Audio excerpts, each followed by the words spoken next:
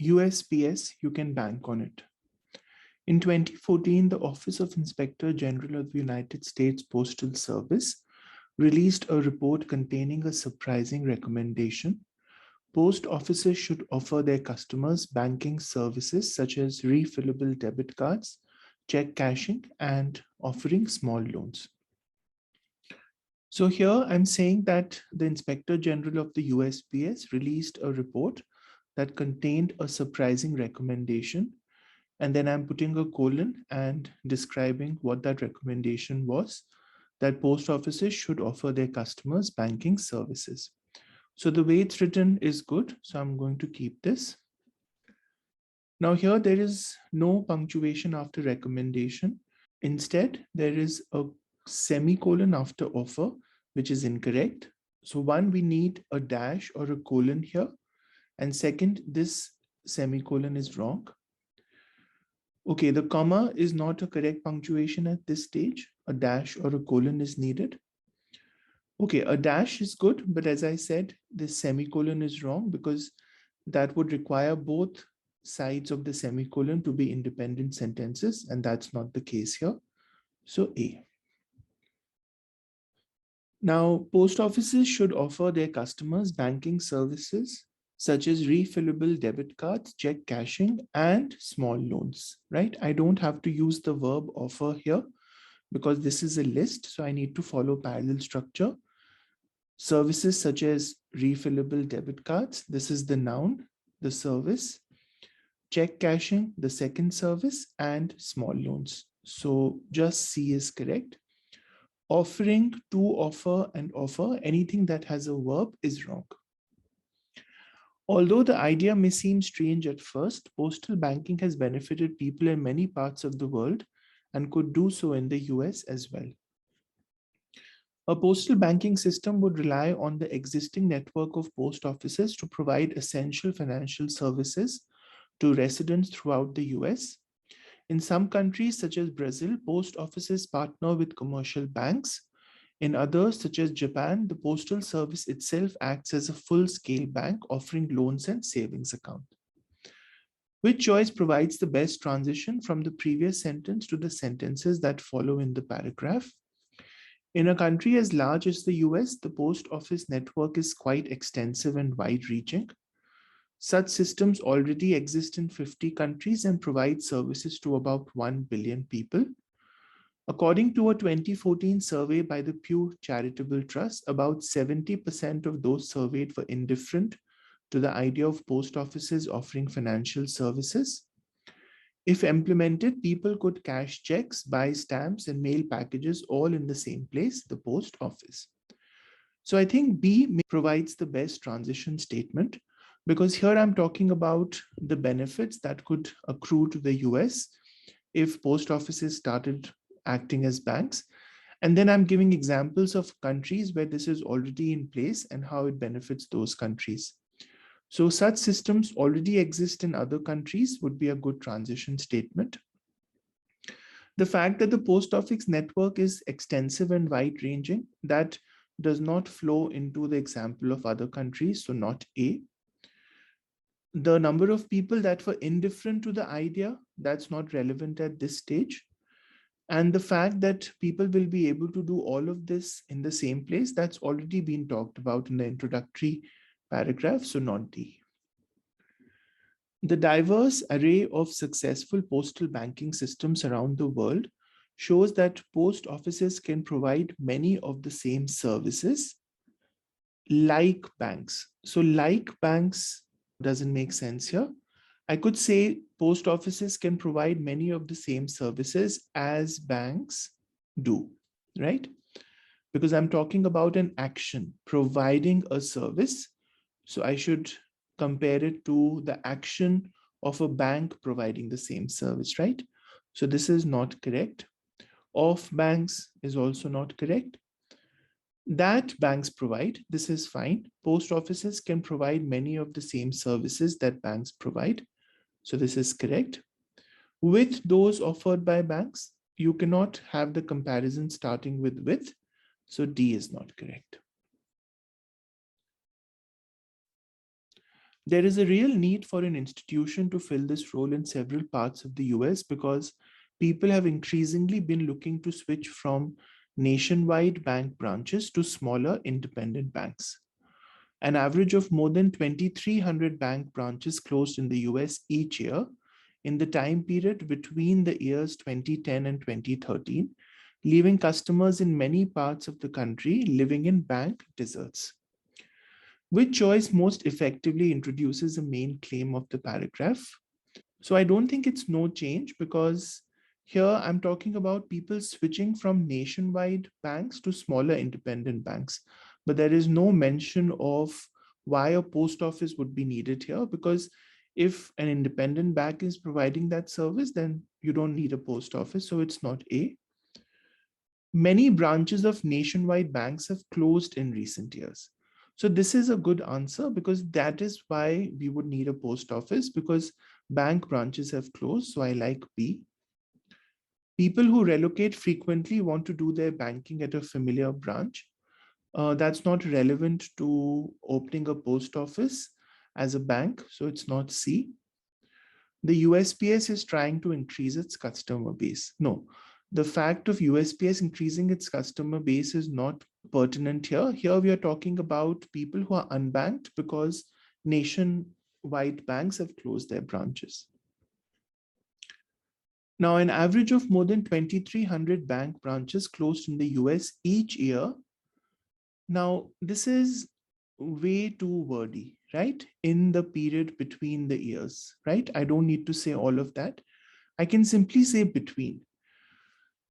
2,300 bank branches closed each year between 2010 and 2013. So A is wrong. In the period of time between, too wordy. For the years between. So none of these are required. Just between is good. Leaving customers in many parts of the country living in bank deserts, areas without local banks. The USPS is ideally suited to undertake this lack of access because many post offices, more than half of them in fact, are located in zip codes with fewer than 2 bank branches. So I'm talking about ideally suited to, and then I need to choose a verb, this lack of access. So the best answer would be to address, right? You address a lack. You come in and fill the lack by your presence. So address is the best answer here. You cannot undertake the lack of access. Undertake is to do some task. So you're basically coming in to address that lack. So it's not A. You can't answer a lack of access, right? It's not a question. And you can't sanction a lack of access. Sanction is used in the context of, for example, to sanction a loan or to allow something to happen, right? So it's not D. Because many post offices, more than half, in fact, are located in zip codes with fewer than 2 bank branches. Which choice provides accurate information from the chart? So fewer than 2, right? So fewer than 2 would be no bank and 1 bank. So that's 38 plus 21, which is 59. Yeah, so more than half is correct. So I like no change. Almost all of them? No, it's not all of them. It's about 60%, so not B. Roughly 40%, not accurate. Only about 20%? No. So more than half of them are located in zip codes with fewer than 2 bank branches. Approximately 60% of post offices are located in zip codes with 1 or more banks.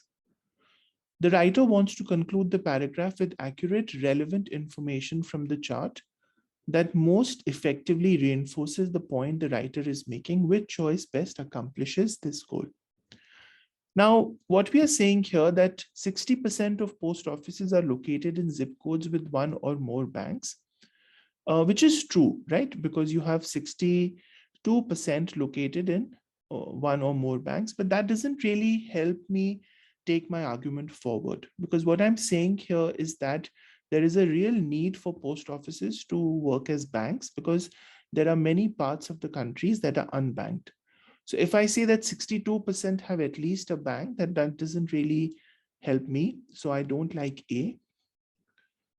41% of post offices are located in zip codes with at least 2 bank branches. So again, this data point, even though it's accurate, is not relevant. Post offices in zip codes with no banks actually outnumber post offices in zip codes with at least 2 banks. So that is not correct because 38% and 40%. So zip codes with no banks do not outnumber post offices in zip codes with at least 2 banks. So not C. 38% of post offices are located in zip codes with no bank branches at all. So that's a good point because it takes forward the idea that half the zip codes in the US have fewer than 2 bank branches and 38% do not have any bank branches at all. So that takes my argument forward. Although postal banking is effective in other countries, many post offices are located in regions where banks are critically needed.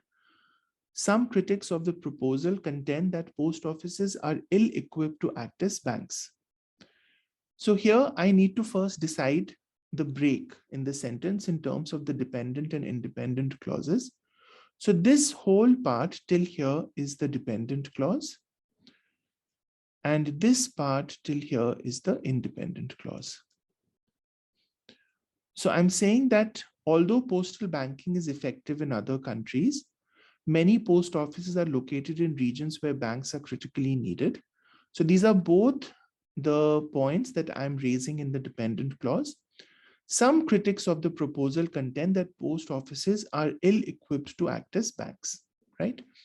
So here, if I have 2 points that I'm raising in the dependent clause, then I can join them with a and. Although postal banking is effective in other countries and many post offices are located in regions where banks are needed. So although all of this is true, some critics think that post offices cannot act as banks. So B is the best answer. Okay, if I just put a comma here, then my sentence loses its meaning because I'm not able to convey how the part till needed is the dependent clause and then the independent clause begins. So it's not A. Okay, I can't have however, I already have although, and also the placement of this however is wrong. So it's not C.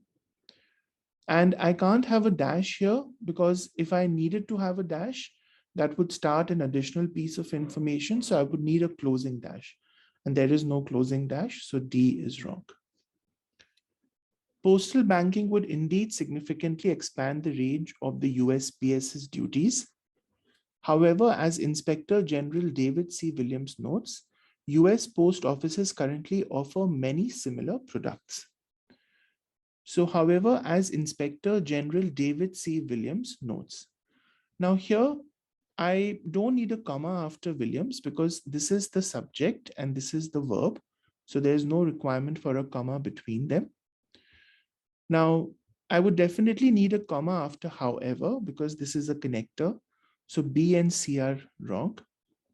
So however, comma, as Inspector General David C. Williams notes, comma, and then I continue with my sentence, US post offices currently offer many similar products. So D is the best answer. Okay, let's grade this. 23. ACB CBD. ACB CBD 29. CADBD. CADBD. Okay, great. So we got all correct.